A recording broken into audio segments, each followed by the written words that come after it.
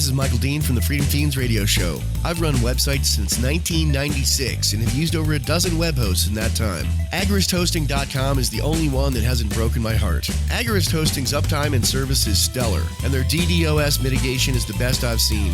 That's important because if you tell the truth in this world, you'll ruffle feathers. No matter what the haters hit us with, Agorist Hosting keeps our websites online. If you have a mission-critical commercial presence or a world-changing activism site, go with AgoristHosting.com. And there are lots of stories about, apparently he liked to whip out his Johnson in various contexts, stories of him peeing on the White House grounds, just like, there goes the president peeing in the bushes again. It is slavery, it's just a different name. A lot of people don't realize what it is, and when we bring these ideas to light and make people realize, that this government force is the problem. And to me, it's like, I say, imagine you're an abolitionist in the 19th century, and these slave masters are giving you the same exact argument. Who's going to pick the cotton? Hey, Seeds of Liberty, read the show's description, please. Fervently complete the course, report him to the infantry. Finish him, deconstruct the fallacy. Seasonal production means it seems to spawn a tragedy. Peep the action, please, a fraction of the allegory. Corollary cadences, complaining on a sadder story. Menial, recently reading into the thesis here. Mirroring the people who completely fail to see it though. Seeing is believing, yes, the reason is appealing most. Reading enemies is just enables you to see it too. Menial, recently reading into the thesis here. Mirroring the people.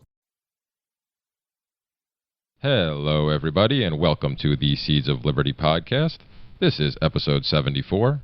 As always, the Seeds of Liberty podcast is covered by the BIPCOT No Government License. This allows reuse by anyone except governments and the agents thereof. You can find out more information about this at bipcot.org. So this week, we are joined by, well, I guess it's just CJ right now, right? I heard you're trying to drop the Prof thing. Well, I dropped it out of the official title of the show. I mean, I'm not, bothered if people still call me that, but yeah, I mean, Well, no, I just, because I noticed the last couple of shows I listened to, you introduced yourself as just CJ, so hey man, whatever you want, whatever you feel more comfortable with being called, I'm fine with that. But. Yeah, no, just plain CJ is fine. I dropped it because I didn't want to give people the impression that I was trying to make an argument from authority. I initially started using that as just sort of like a little, online handle nickname from some different discussion boards and things, and sometimes I got the impression that some people thought I was like trying to be, high and mighty, like, oh, I know everything because I'm technically a professor, Oh. So, yeah. No, How dare you question the professor? Yeah, well, which is not at all the point I was trying to make. Of course. Well, that makes sense.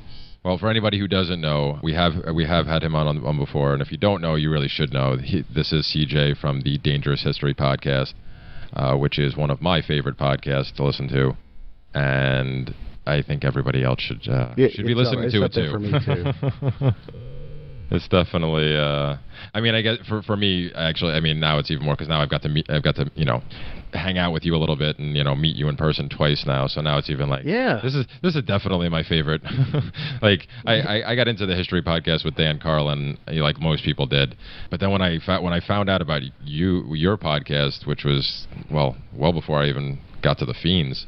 Right away, I was just like, I love this guy. I love I just you do like everybody talks about how Carlin he's an amazing he's a really good storyteller.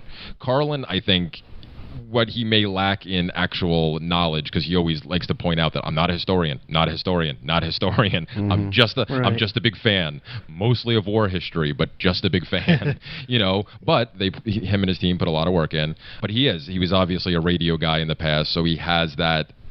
He has the cadence down and everything. He has the pauses. Like he's a wonderful storyteller.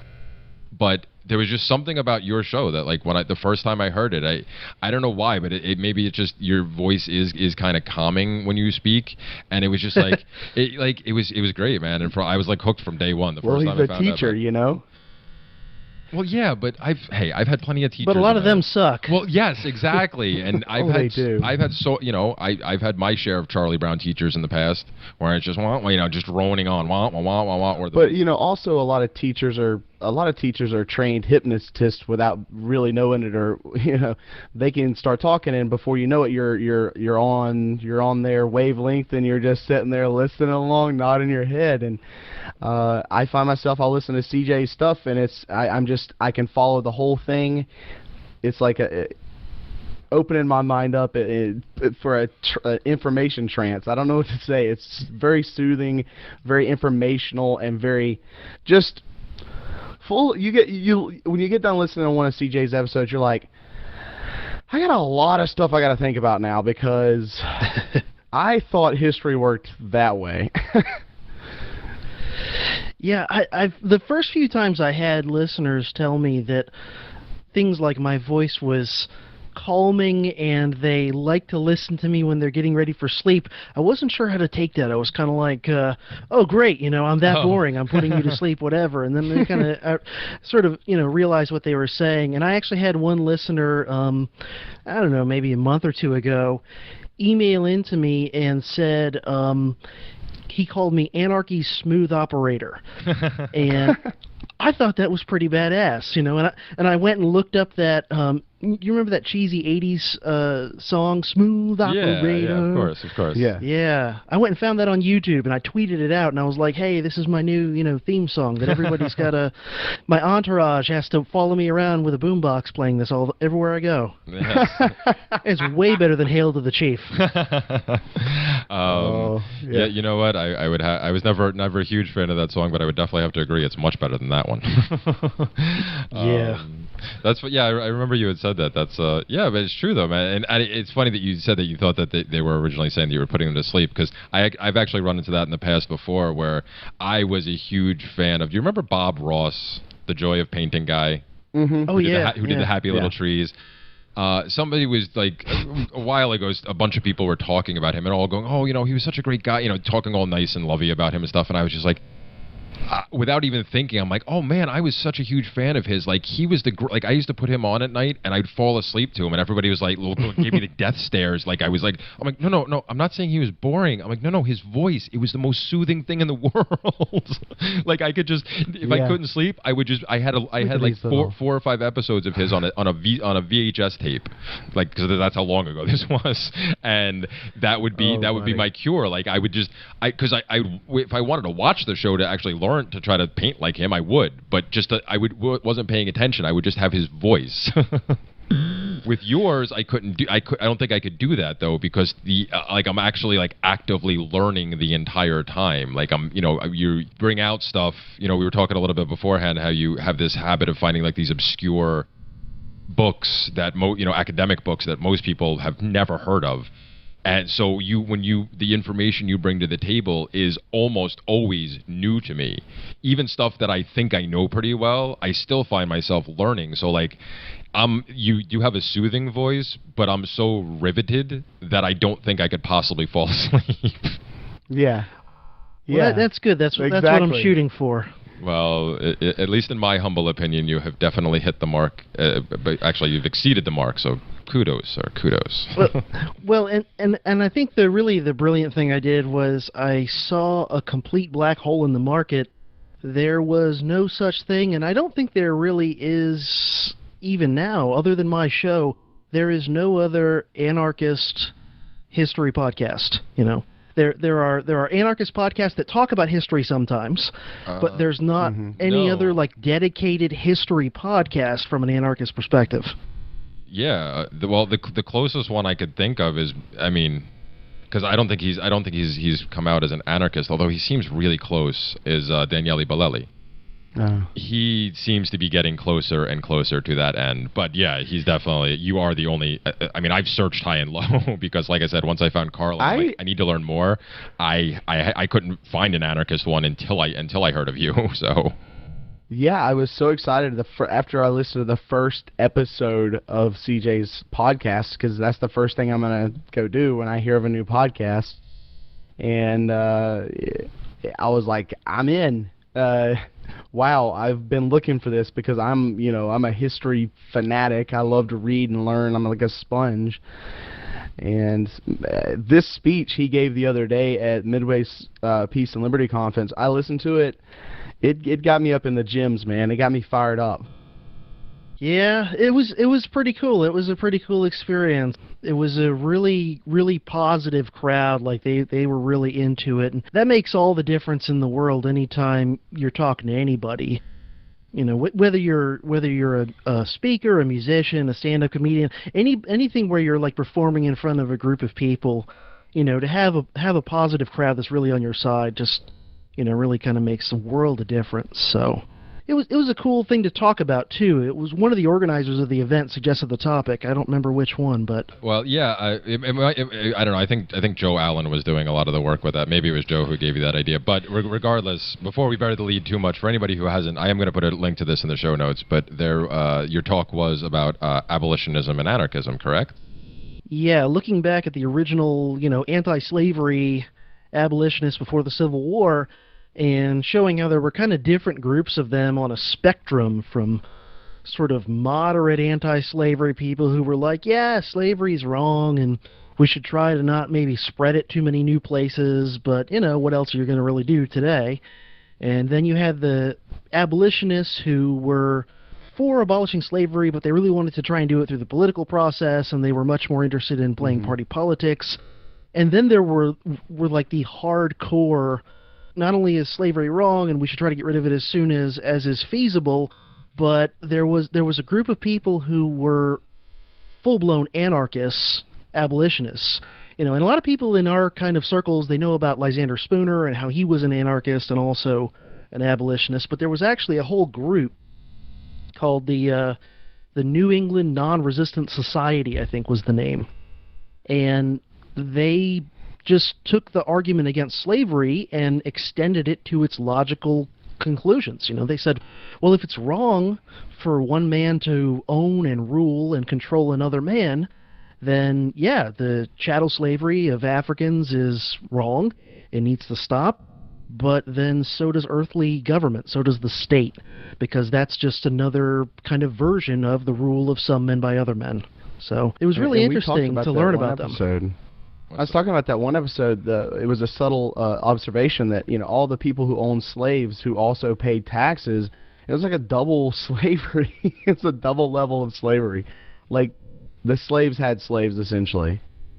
Yeah. It's a whole, you know, it's just different versions of the same idea layered on top of each other. And these radical abolitionists, their point of view was that slavery was just like the most extreme and obvious version of the rule of some men by other men, but that it was kind of symptomatic of the rest of the American system, that it was just, you know, the U.S. government itself was just a more subtle, not as obvious version of the same thing. So, you know, the moderate abolitionists saw it as mostly the American system, the American government, the American Constitution is pretty sound and pretty good.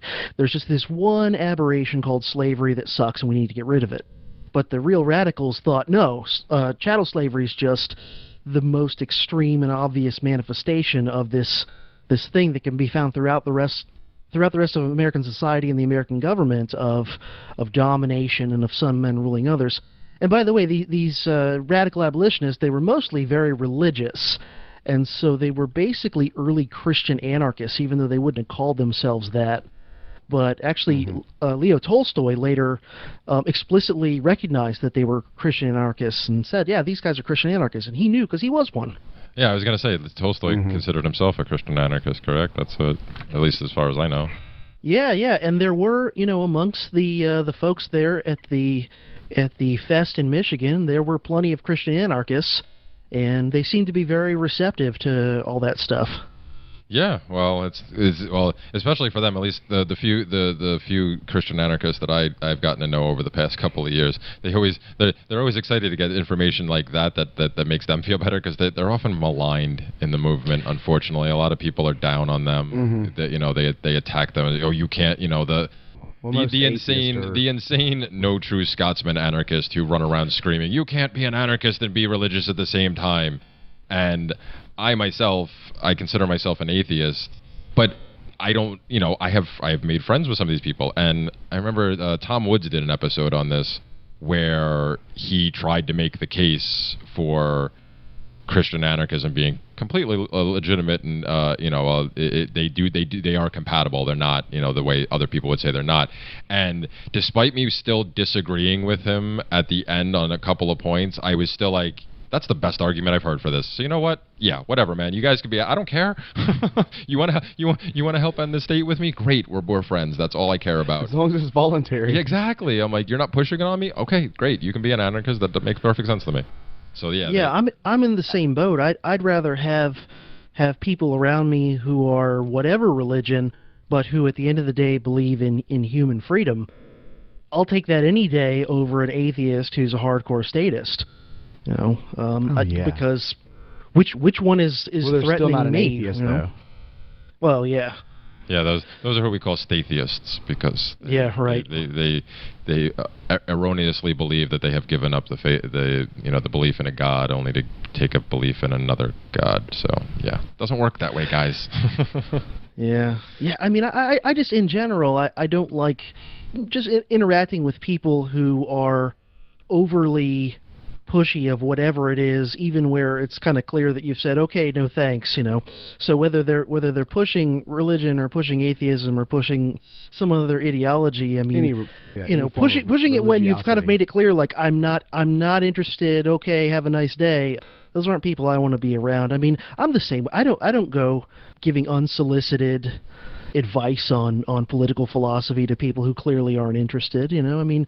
Not only is it kind of, at a certain level, being sort of a dick, probably not the most productive thing in most cases to push on someone who's not interested, because if anything, you'll just make them double their confirmation bias and their opposition to what you're saying if they're, if you're pushing unsolicited advice, I guess. Oh, sure. That backfire effect. That's exactly what I was going to say. Yeah. That's when the backfire. Yeah, there you go. So well, that's good. We're all in agreement about that. But yeah, like I was saying, we got into that. I was saying that's why I can understand why the Christian anarchists were so enthused by. Well, maybe we should talk about like how to circumvent triggering that backfire effect for anybody that's listening, because I've found you've got to appeal to emotions first before you start hitting people with logic. Because they believe their logic is sound behind their beliefs, and when you say that their logic isn't sound, they're gonna get upset about it. So you have to go for the emotions first, then give them the logic. I've been trying that approach a lot more lately. Yeah, I mean, my approach usually for most people is almost kind of like a very friendly version of guerrilla warfare, I guess. Assuming they're open to anything at all, and assuming they're someone that I even care enough about to try and open up their eyes to seeing things a different way. Yeah. And I tailor it to the person. People from different backgrounds and different experiences are going to be more receptive to different aspects of the liberty anti-state message. I mean, someone who comes from a very kind of right-wing background, you're going to find your opening that works with them is going to not work with someone from a very left-wing sort of a background. It's not the same. It's not one size fits all when it comes to that stuff. Got to know your audience. Sure. I don't take that advice as often as I give it. I probably should. Although I've talked about this a lot recently, where I've just been stepping away from talking to people at all. Although I have found myself embroiled in like a 3-day conversation with a couple of cop apologists. Although I'm just having fun mostly. Yeah. But I say it all the time. I just don't follow it myself. It's great. I'm a great teacher in a lot of ways. Horrible student. But I've said for the longest time, I truly believe that just about everybody out there has that aha moment in them. It's just a matter of finding the right message, to the right way to deliver the message to them. You have to find out why they. I've recently been trying this technique of making them see what they hate about government and what I hate about government coincides, and then just the logical breakdown of how I got to anarchism after that. And it's just you just walk them through it like baby steps. And instead of it being like you should be an anarchist and walking away, it's more like, hey, here, think about these things, like these things should bother you, emotionally. You should wonder why things are so fucked up.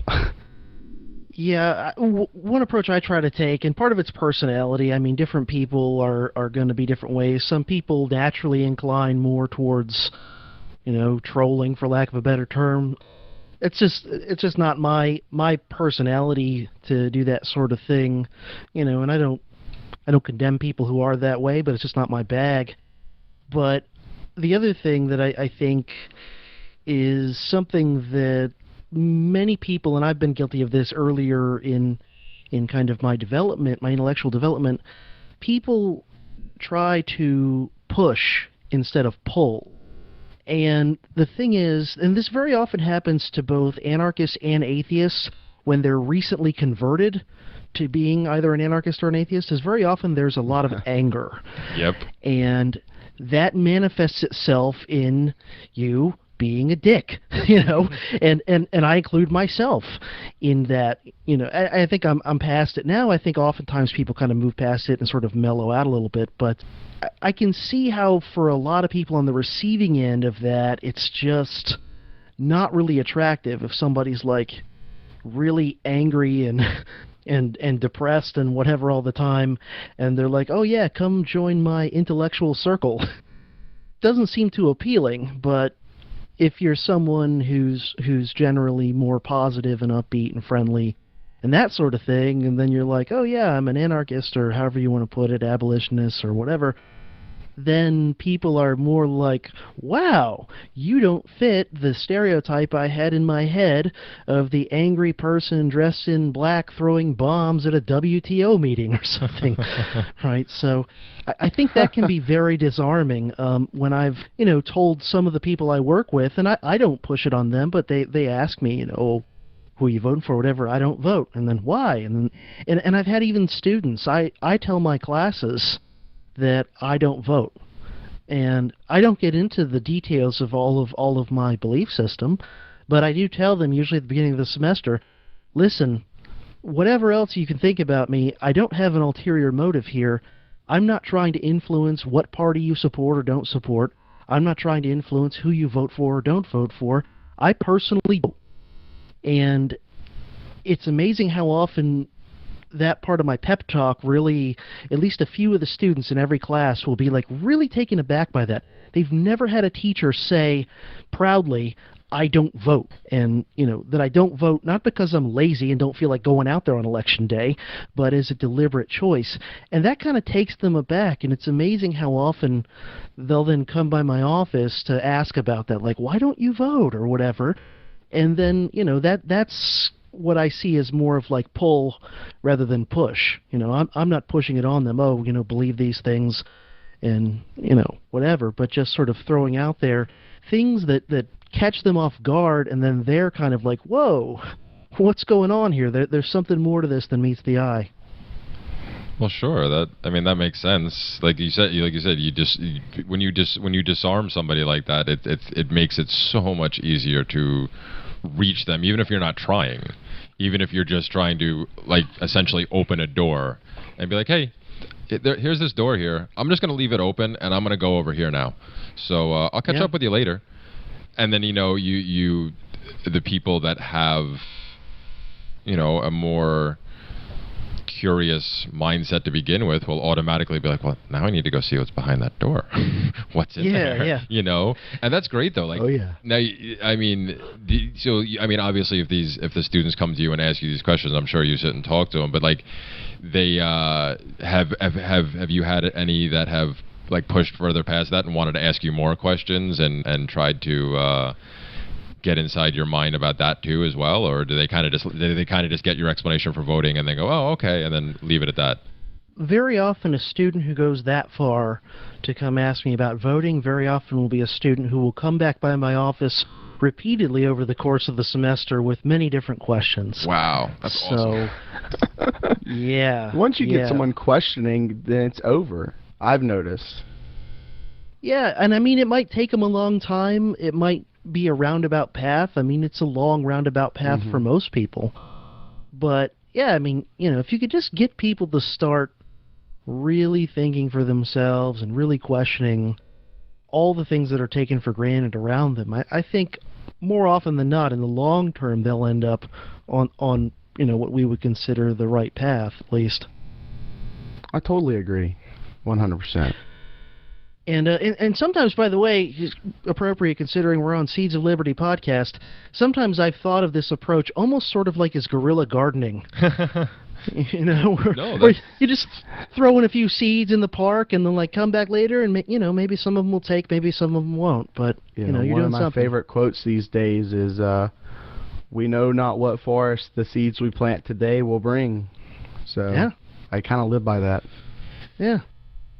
Yeah, no, that's funny. I like that though. Because obviously we talk about planting seeds here all the time, but I like the guerrilla gardening angle because that's something I've promoted for a long time in regards to cannabis, among other things, but also just in general. I came across a couple of people that were doing guerrilla gardening in urban areas with fruit and vegetables. Just tossing stuff in front of the apartment buildings and stuff, the few little patches of grass that were there, and then all of a sudden all these plants were going, and people in the neighborhood had free food, which of course the government did not like at all. They had to try to shut that down right away. But I was like, that's brilliant. I love that idea, and it's so because people always talk about, oh well, it's so much easier to get go buy the food at the store. Well, yeah, it might be a little easier, but some of this stuff it really doesn't take a lot of effort. So pretty much. With a little bit of room and a minimal amount of effort, almost anybody can grow some of their own food.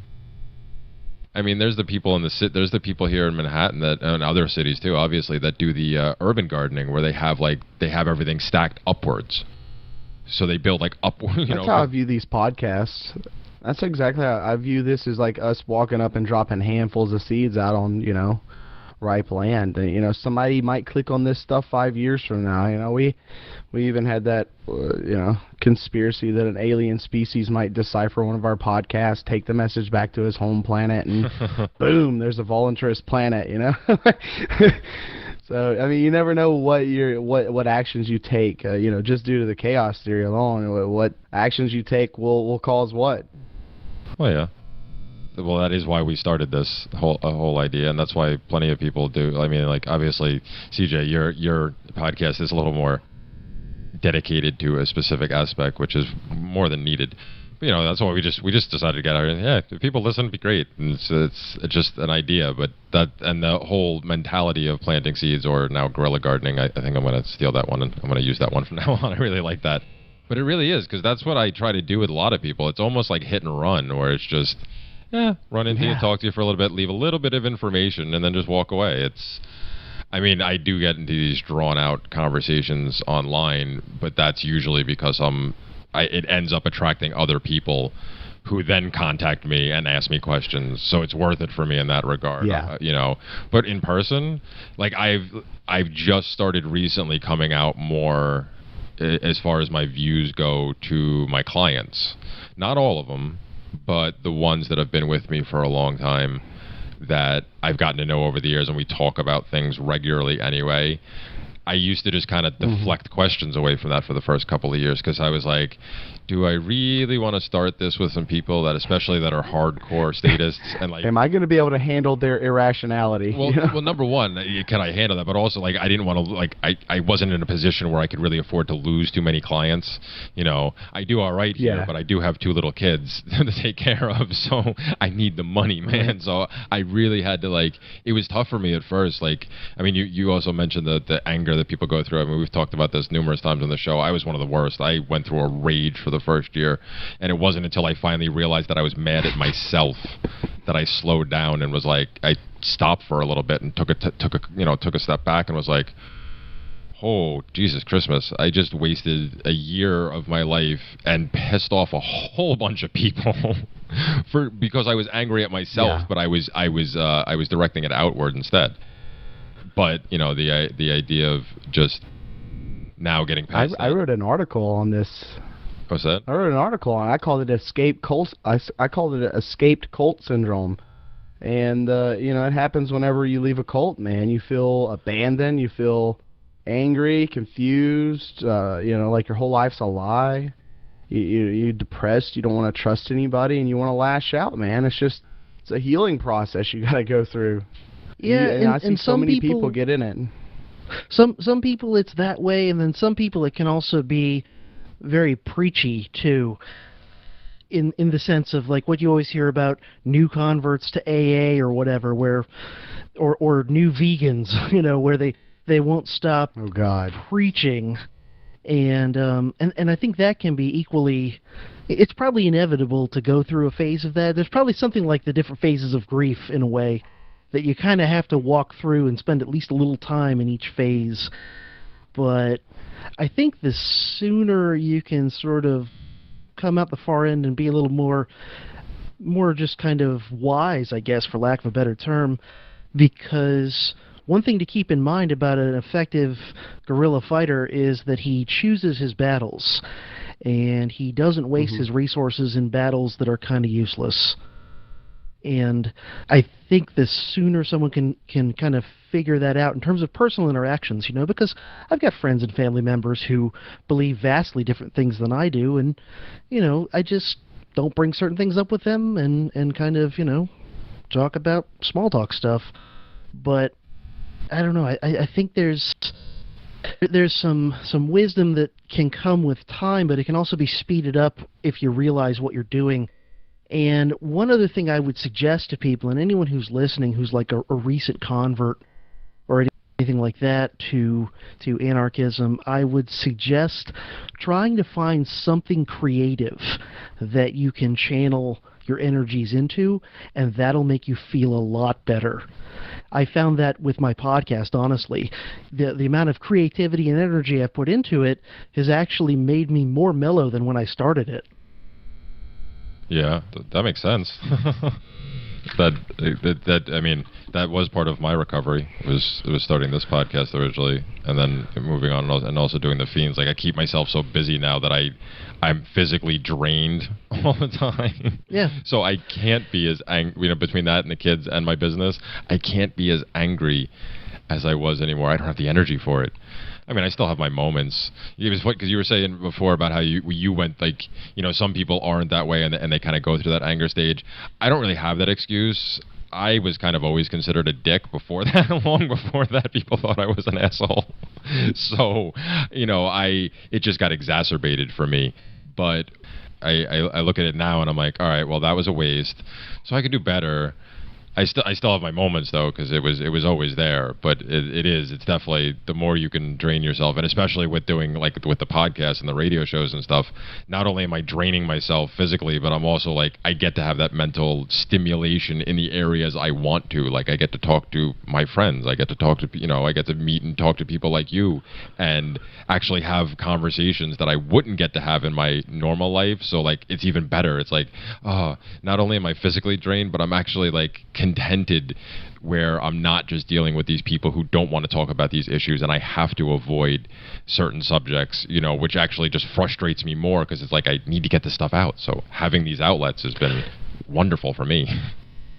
Yeah, it's kind of cathartic to be able to fully express yourself to people who actually are open to what you're saying.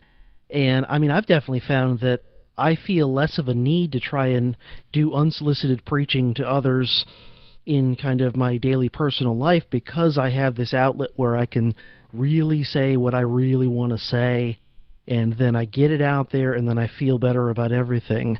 And so I would urge anyone who's dealing with that sort of stuff to, whatever it is that you're into, whether it's writing fiction or doing art or podcast or anything you can do that's kind of, you have a knack for, that's creative, that you can put some of this energy and some of this thought into, it's going to make you a better person, I think. Honestly, it's therapeutic. Oh yeah, I would have to, like I said, I'm living proof right now. Even the harshest critics throughout my entire life can't honestly look at me anymore and say you're still as angry as you always were. It's like, no, I'm still angry. I can still be a real asshole, but no, I am definitely calmer. Yeah, and it's not. Yeah, and it's it's not something productive to do with it. Yeah, because it's definitely not mellowing with age. I'm about to hit 40, but most of the time I don't feel that.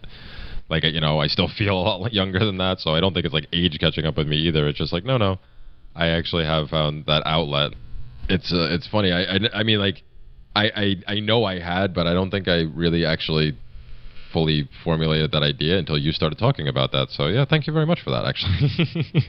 Like, that kind of clarifies things for me. Why now I really do have the explanation as to why I have been able to change so much. See, look at that. Anarchism heals, man. Yeah. I mean, not the bomb throwing ANCOM, kind, but yeah. No, man. Our yeah. kind. Exactly. The people, as long as if they're anarchist and voluntarist, it's almost impossible to be a real. I mean, you can try to be an asshole, but it's not going to last very long. People are going to get sick of you pretty quickly. So you kind of have to be at least a little bit mellower, although I'm probably at the high end of that threshold. Yeah. But that's it takes all types. Yeah, exactly. Did we lose Dave? I think we did. Look at that.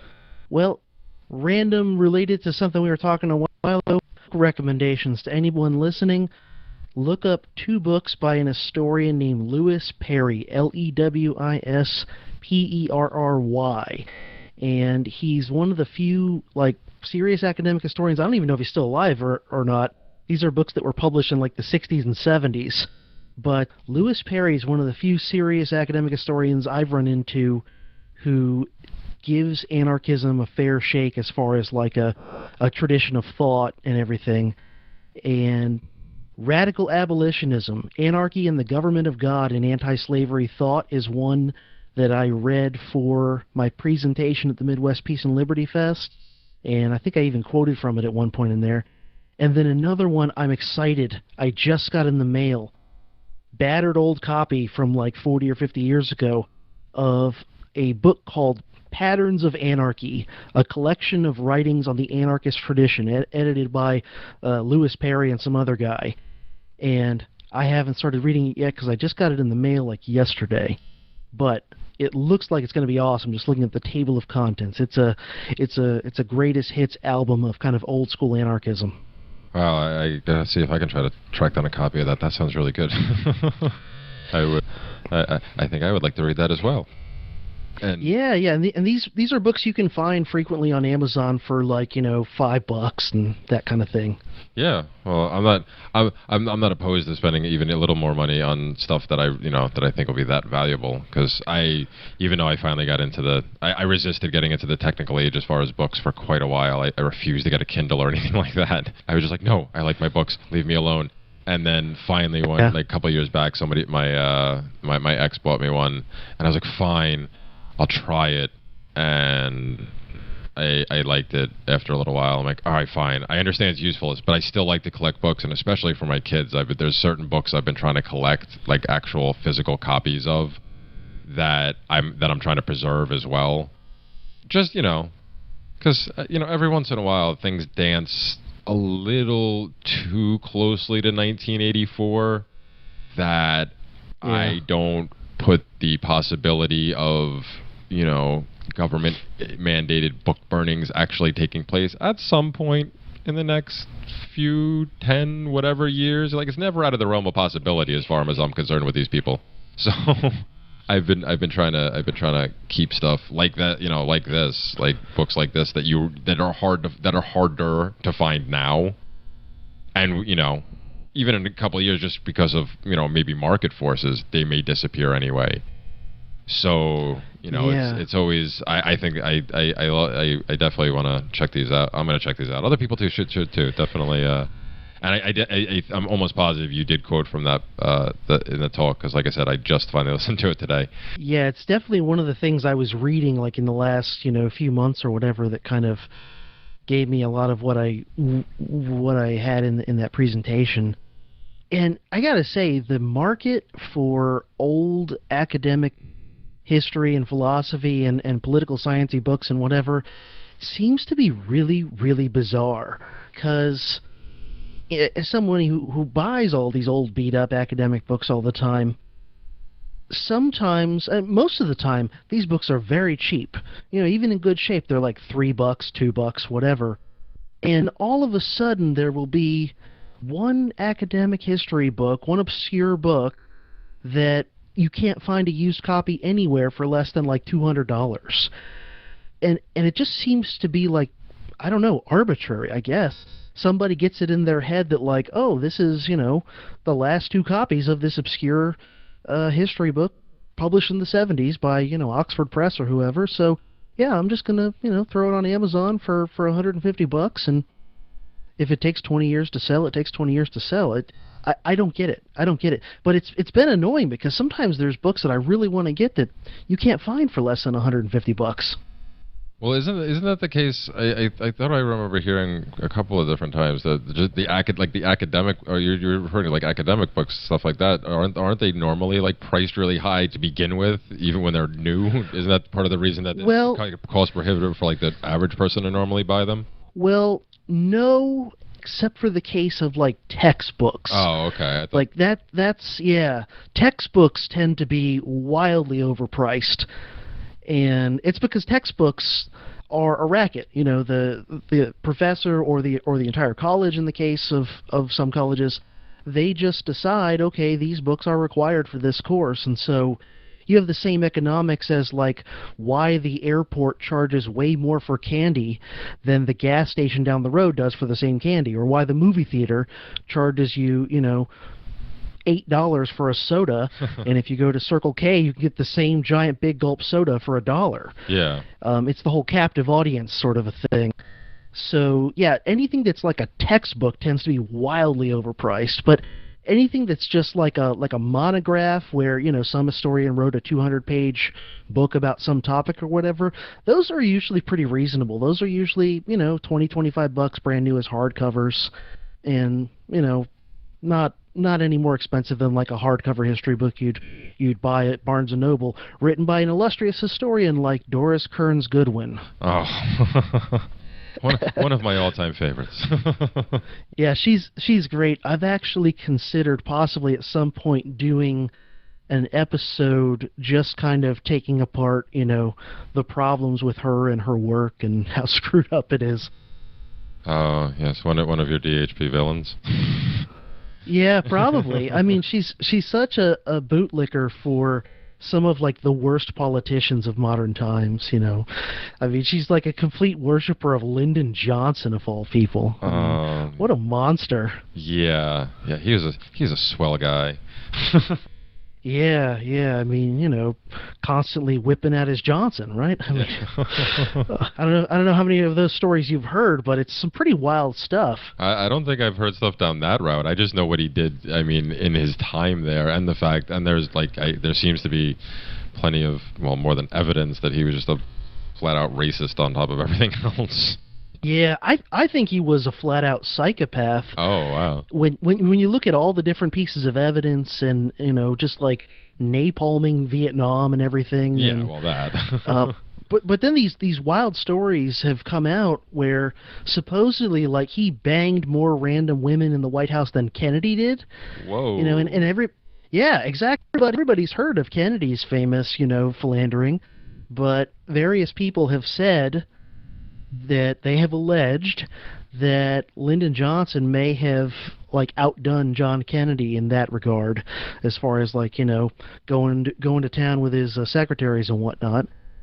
And there are lots of stories about apparently he liked to whip out his Johnson in various contexts. Stories of him peeing on the White House grounds, just like there goes the president peeing in the bushes again. That he would actually show his junk to people. Supposedly he once whipped out his dong and said something like, "Is that not the biggest one you've ever seen?" to like, a congressman or something.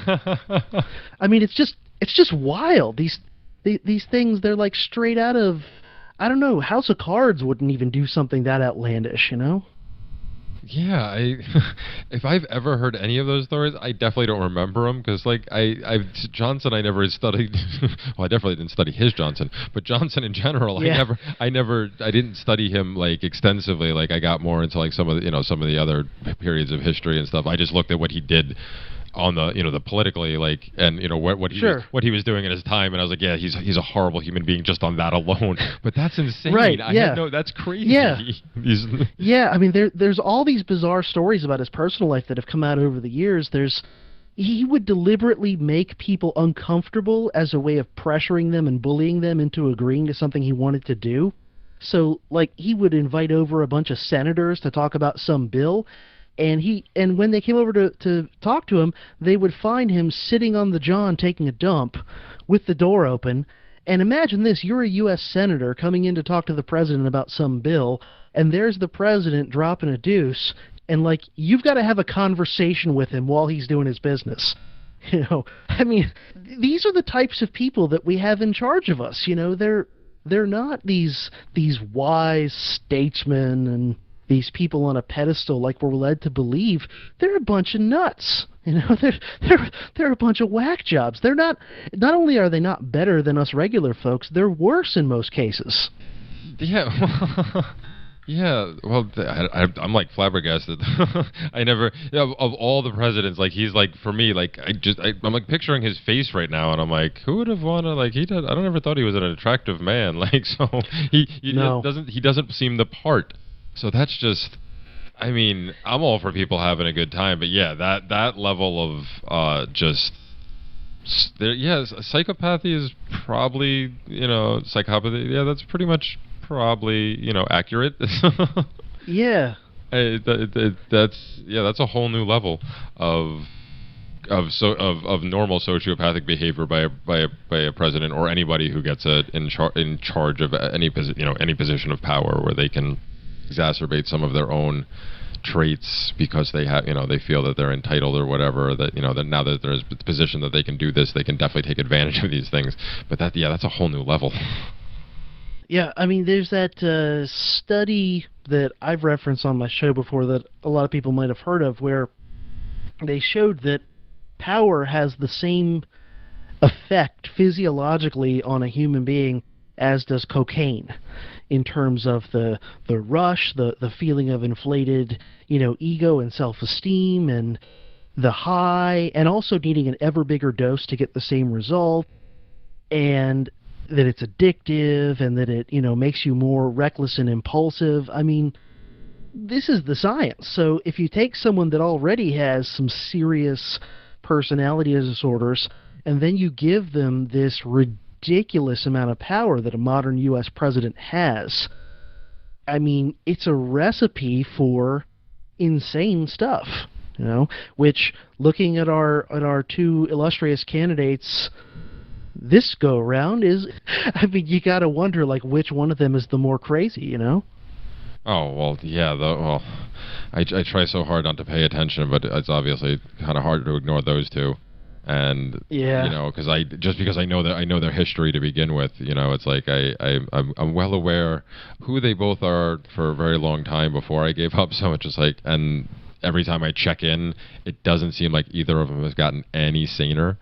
So yeah, and it does seem the closer it gets to November, which I have things to do before then, but and overall I would just like it to be past November, just so we wouldn't have I don't have to deal with this anymore. Because I've said it before, I really don't think it matters which one actually wins. Because I don't think it's predestined. I don't think it's predetermined in the way some people do.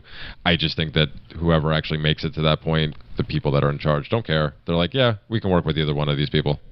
So it doesn't matter who wins. The overall agenda will remain the same.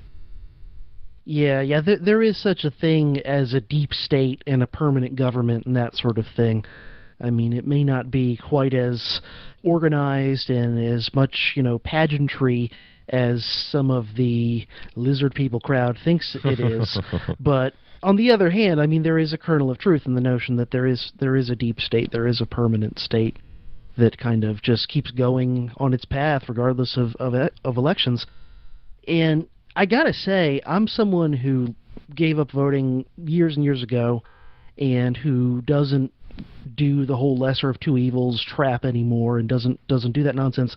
But I've got to say that if I was someone who still was interested in lesser of two evils, this election in particular is like the hardest time to figure out the lesser of two evils ever in my lifetime that I can think of. I mean, it's really, really getting tough to pick the lesser of two evils if you want to play that game. Oh, well, exactly, without a doubt. That's part of the reason another reason I've said I don't think it matters, because I think they're both equally dangerous in that position. and they're even if half of their rhetoric is true, which normally at best that's what you get at. the stuff that they want to do is horrible. The stuff that they openly want to do is horrible. The stuff they want to do behind the scenes is a whole nother story. But it's I don't think I could pick between the two of them. I mean, I know there's I don't know any anarchists that support Clinton, but there are a number of so-called anarchists that are all about Trump, are thinking that it's the least worst we can do. It's like no, he'll be just as bad. You wait, you see. Yeah, there's that whole thing going on now that's kind of disturbing about some self-professed anarchists and libertarians and whatever supporting Trump, and some not only just supporting Trump as, in their mind, lesser of two evils, but then, the ones that are actually like shading off into this whole new right thing that's a bit disturbing to me, at least. Oh, the alt-right? Yeah. Yeah, that's it, the alt-right, yeah. Yeah, I'm not a particularly big fan of... I mean... from what I've gathered from the stuff I've read and listened to from people on that in that camp, some of their stuff obviously makes sense. There's other aspects of it that I'm just like, no, not for me. I'm not into this. You're essentially nationalists. That's what you are. You're not. You claim to go to anarchism. Now you've somehow reverted back to being nationalist. Like that's really bizarre. But okay. Yeah, and some of them, not all of them, because there's obviously a wide spectrum in that group, but some of them are like shading off into flat out fascists in some cases. I mean, like, no joke. Unapologetic. Yeah, no, I've seen that as well, where they just boggles the mind, because how do you... Unless, I don't know, there have been people in the past that usually haven't gotten that far. I've always used Austin Peterson as my example, who claimed he went ANCAP and then went back when he realized it wasn't feasible. I'm like, no, that's not how this works, man. You you obviously didn't understand the principles fully, because if you did, there's really no going back from this, unless something else manages to come along that actually, I don't know, it's broken down to like the simplest terms, and you're not really... I don't think you got it to begin with. So unless these people didn't really get it to begin with, then it's just that residual statism, whatever, wherever they were prior to what they thought was their transformation. I don't know. Like I said, to me it doesn't make sense. I'm not saying it can't happen. It just doesn't make sense to me. It does not compute. Yeah. I don't know. Well, there was a recent episode of School Sucks. I think it was not the most recent episode, but maybe the one before that, where Brett had on Jeffrey Tucker. Oh, yeah. And Jeffrey Tucker was talking about his take on the new right, and I thought it was very good, his critique of the alt-right. Excuse me, I keep saying new right, alt-right. And he wrote an article critical of them. I've not read it, but they mentioned it on the show. And I think the title was something along the lines of, "The enemy of my enemy is not my friend." Because some people in the libertarian movement are like, hey, look, these alt-right people are criticizing the left, so we should make an alliance with them. It's like, well, just because someone has an enemy in common with you doesn't always mean that they're your friend and they should be your ally and that they actually have interests and goals in common with you. Yeah, exactly. And it's funny, too, because most of the ones that I've come across are all... at least they claim to be like the most hardcore Rothbardians, because they also seem to pick up, at least again, they're just the ones I've encountered, they seem to pick up on even his most ludicrous arguments regarding children and stuff, which I've never ascribed to. When I found Rothbard, I was like, oh, this guy's brilliant. But when I came across that stuff, I was like, what? Yeah. And it wasn't until I started asking other people and be like, does everybody else agree with this? Because I don't know if I can get on board with this stuff. And everybody I talked to was like, no, that's not my thing either. I'm like, oh, okay, so it's not just me, because I was like, what the heck is this? But they take it to this extreme, and it's funny because if they really were that hardcore all about Rothbard, you think they would have paid attention to the fact that he tried all this. He tried going to the different groups because, hey, look at this. We have something in common. We can work together. And it more often than not burned him in the end because he finally had to say, this is ridiculous. I can't do this.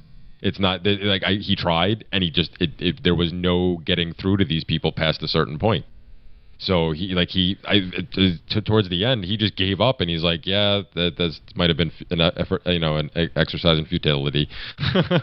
So to me, it just makes it even more funny that I'm like, your God made these same mistakes, so you want to follow exactly in his footsteps? Like that's what your goal is? I don't understand. Yeah, I mean, it seems like they just sort of they pick up the parts of Rothbard that are not what we might consider like the most important parts. Yeah. The kind of essential parts. They kind of skip over that and fixate on some of the nuttier stuff. Yeah, like I said, I can't explain it. I can only think that they weren't really there to begin with. All the way, they didn't make it all the way to begin with, and they just got sidetracked. I don't know, but I mean, I know the alt-right is bigger than that. It's not, the people that, just like within any other group, the ones that are getting the most attention are usually the very, very vocal minority. Or at least, maybe only like half of them. Like, because I've met a bunch of the more moderate ones who they don't openly talk about it with me. Some of the other ideas that I'm just kind of like, yeah, that's not my thing. They don't really go that far, but they still kind of consider themselves in that camp currently. And I'm just like, oh, okay, so you people exist too. So I guess it's becoming like a big tent thing, just like anything else, because it's not just anarchists. It's people, it's conservatives and neocons and whatever else. All these people coming, and there is a population of straight up, like hardcore white nationalists. So takes all kinds, I suppose. Yeah. I mean, obviously that's not all of them, but the fact that that's some of them is a little bit troubling. Well, yeah, no, exactly. I mean, I have no problem. I have no problem with people wanting to associate with whoever they want to voluntarily, but I don't want to be part of a movement that takes that sort of collectivism, because it's just another kind of collectivism, Yeah, it is. Like, and like I said, that would actually go towards the idea that it's just they never got past certain point. They're hung up on their residual statism, which includes collectivism, whether people want to admit it or not. I love agitating the people on the right by calling them collectivists. It drives them batty. I'm like, but you are. I can show you how you are. I'm not a collectivist. Rah, rah, America. Why? Shut up. Leave.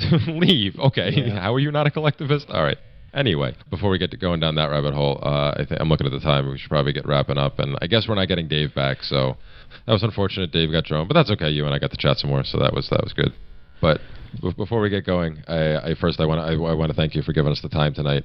It's always good to talk to you, and this was a lot of fun. We definitely went in directions that I didn't think we were going to go, but I think I'm kind of happy we went there. I thought it worked. So, and also, we just sort of let stuff wander where it wanted to wander, I guess. Yes, exactly. It's good to do every once in a while. And obviously, before we go, I'll let you close up with anything you want to, and give plugs for anything and everything you would like to plug, sir. Sure, yeah. The main website for my podcast is dangeroushistorypodcast.com. dangeroushistorypodcast.com. It's available any podcast venue, iTunes, Stitcher, Google Play, whatever. You can find it there, and I've got a Facebook page for the show, got a Twitter account for the show. On Twitter, I'm Dangerous History CJ. Couldn't fit Dangerous History Podcast in Twitter. But, yeah, that's where you can find me, and I've got 100 and something teen episodes done already on a wide variety of history subjects, from ancient times all the way to modern recent history. And by the way, just as a sneak preview, the one I'm in the middle of working on actually right now, and probably I'm going to record in the next couple of days, is on Operation Underworld, which is the U.S. government's teaming up with the Mafia, with La Cosa Nostra, during World War II, and continuing to work with them in various ways into the early decades of the Cold War. So doing a podcast touching on some of that stuff that I think is going to be pretty interesting. Well, I'm definitely looking forward to that. I know the name of that, and I remember reading a little bit about that, but that's another one of those things that just I haven't took the time to get into. So I know already I'm going to learn a lot, so I'm psyched.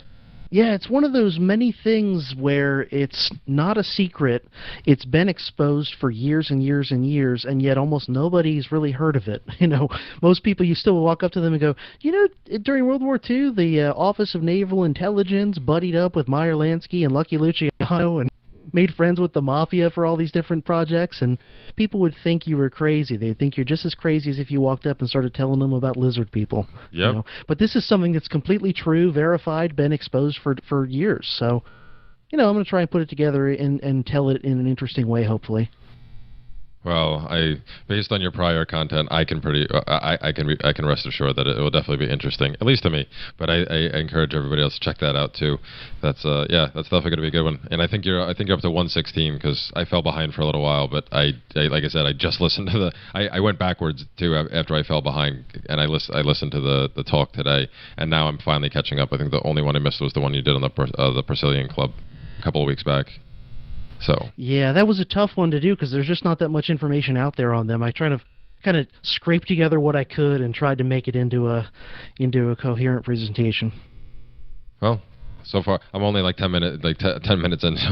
So far you're doing good. I approve. Okay. But yeah, so I will also put all of CJ's links in the show notes, and I obviously, again, I encourage anybody who hasn't checked out his stuff to definitely at least give it a listen because I mean, I found you. I think 20 or 30 episodes in. I started, and then I went back and listened to most of the ones I'd missed. But I haven't missed this. I haven't missed one, like I said, except the ones I fell behind on. But I'll catch up by the end of the next couple of days.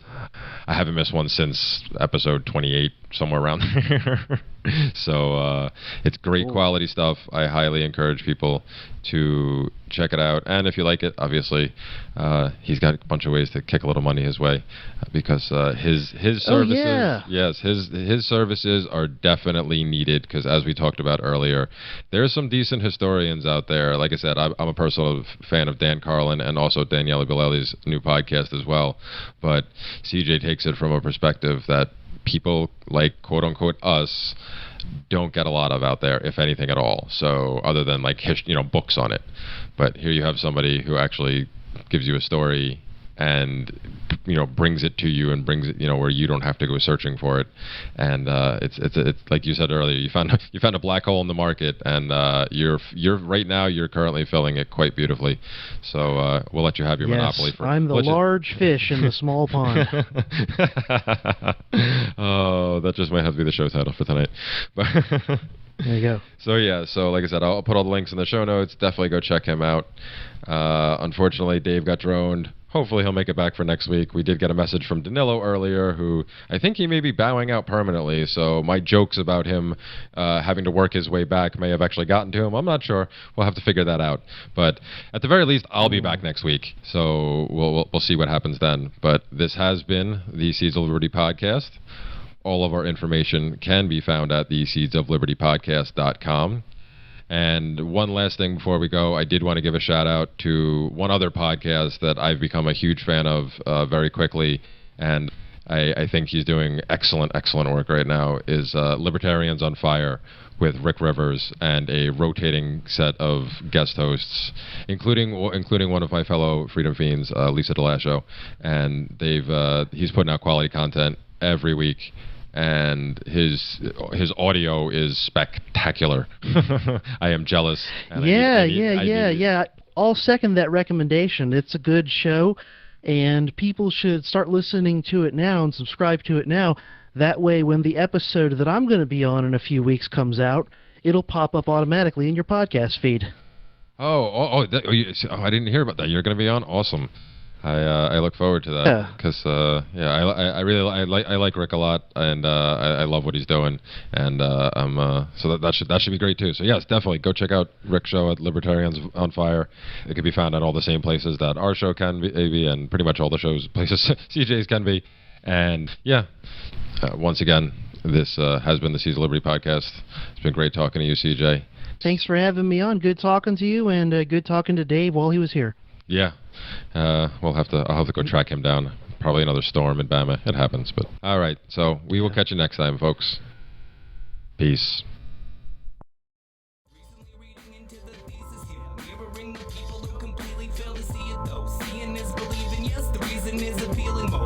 Enemies is just enables you to see it too. Menial, recently reading into the thesis here, mirroring the people who completely fail to see it though. Seeing is believing, yes, the reason is appealing most. Reading enemies is just enables you to see it too.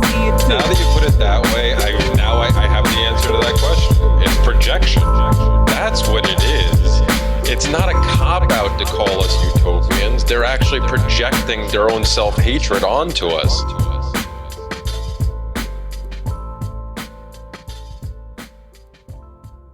Are you sick of government lackeys who say you didn't build that? Are you tired of elitists who think you need a government permission slip for everything? Everything you do is an A to B conversation, and the government should see their way out of it.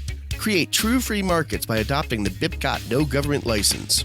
The BIPCOT No Gov license allows use or modification of any product, service, or software except by governments or government agents. Go to bipcot.org. That's Bravo, India, Papa, Charlie, Oscar, Tango.org.